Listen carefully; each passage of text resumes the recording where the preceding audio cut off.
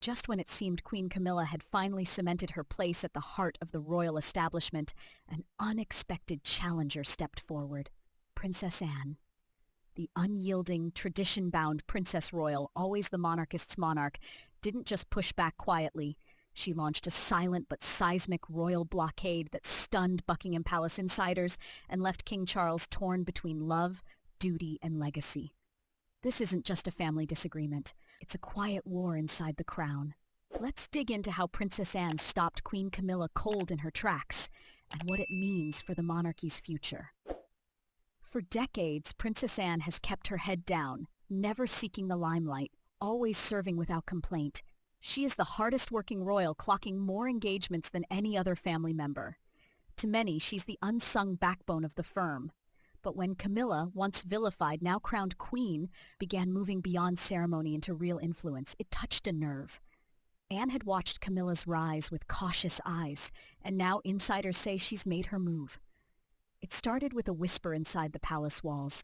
Camilla wanted greater access, not just to public-facing duties, but to the inner workings of the monarchy.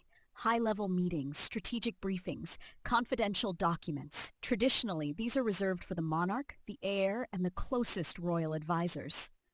But Camilla, reportedly emboldened by her new title and growing public acceptance, began asserting herself in these spheres. That's when Anne, ever the protector of the crown's protocols, stepped in. Sources close to the palace reveal that Anne personally lobbied to limit Camilla's access to sensitive state materials. She argued, not in public but behind gilded doors, that access should be earned, not assumed by marriage. For Anne, who has served the crown since her youth, the idea that Camilla, once a controversial outsider, could simply walk into the monarchy's core circle was unthinkable. So Anne quietly began influencing the advisory circle. Meeting schedules changed, briefings were trimmed. Some documents, it said, never reached Camilla's desk. And the king? Torn. Charles has long relied on his sister. Their bond runs deep, forged in the shadow of a duty-bound childhood. But Camilla is his wife and his chosen queen.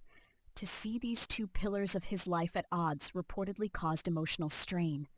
Insiders claim Charles broke down in private more than once, caught between the woman who stood by him through scandal and the sister who has carried the crown's weight for decades.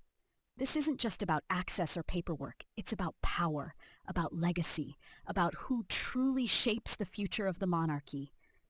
Princess Anne believes in a lean, purpose-driven royal family. She has always championed tradition, efficiency, and service. She turned down titles for her own children, saying there are downsides to having titles, and she's lived by that creed. Camilla, meanwhile, represents a modernizing force, one who's navigated the storm of public opinion and emerged respected, even liked. But Anne hasn't forgotten the past. When Charles married Camilla in 2005, it was publicly declared she would one day be called Princess Consort, not Queen. A compromise meant to honor the memory of Princess Diana and appease a skeptical public. Yet when Queen Elizabeth died and Camilla became Queen Consort, Anne reportedly viewed it as a broken promise, not just to the nation, but to the institution. What followed was more than personal discomfort. It was a philosophical divide. Camilla's approach to charity, for example, is high-profile and media-savvy. She's polished, press-ready, and strategic. Anne, on the other hand, prefers gritty, ground-level work. She visits stables, talks to nurses, meets farmers. Her engagements don't grab headlines, but they change lives, and she shows up. Every time. This contrast created tension, at first quietly, then unmistakably. Anne reportedly grew frustrated with Camilla's selective public appearances and the palace's efforts to elevate her profile. Behind closed doors, there were discussions. Should Camilla take on more? Should she replace Anne on some engagements? That's when Anne made her stance clear. She would not step aside, not for someone she viewed as a part-timer in a full-time role. The tension boiled over in subtle but sharp ways. At events, Anne kept her distance. In photos, her body language was cold. At one private ceremony, when asked if Camilla would attend a classified debriefing, Anne reportedly responded curtly, "That's above her station." The message was clear. Camilla may wear a crown, but she hadn't earned her seat at the table. Then came the turning point. A highly confidential strategy meeting was scheduled. Attendees were to include key royal advisors, the king, the heir, and for the first time, Queen Camilla. But when Camilla arrived, the room was already full.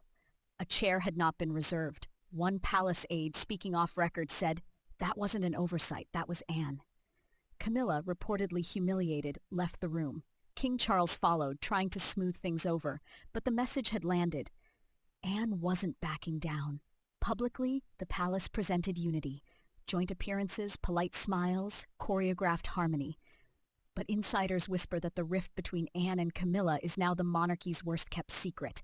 And while Charles remains torn, Prince William is said to side with Anne. He too believes in a streamlined monarchy, built on service, not titles or ceremony. The question now is, what comes next? Will Anne's quiet blockade hold? Will Camilla fight back? Or will Charles be forced to choose between his sister's loyalty and his wife's legitimacy? Some royal observers believe Anne's resistance is a gift in disguise, that she's saving the monarchy from drifting into celebrity culture, that her pushback preserves the dignity of a role increasingly under global scrutiny. Others see it differently, that Anne is clinging to an outdated vision of the crown, that she's blocking progress in favor of protocol. Whatever side you take, one thing is clear. Princess Anne has changed the game, and Camilla, for all her titles, now knows there's one royal whose nod she may never earn. So now we ask you, in this battle of tradition versus transformation, whose crown carries more weight? Queen Camilla's or Princess Anne's? Let us know what you think.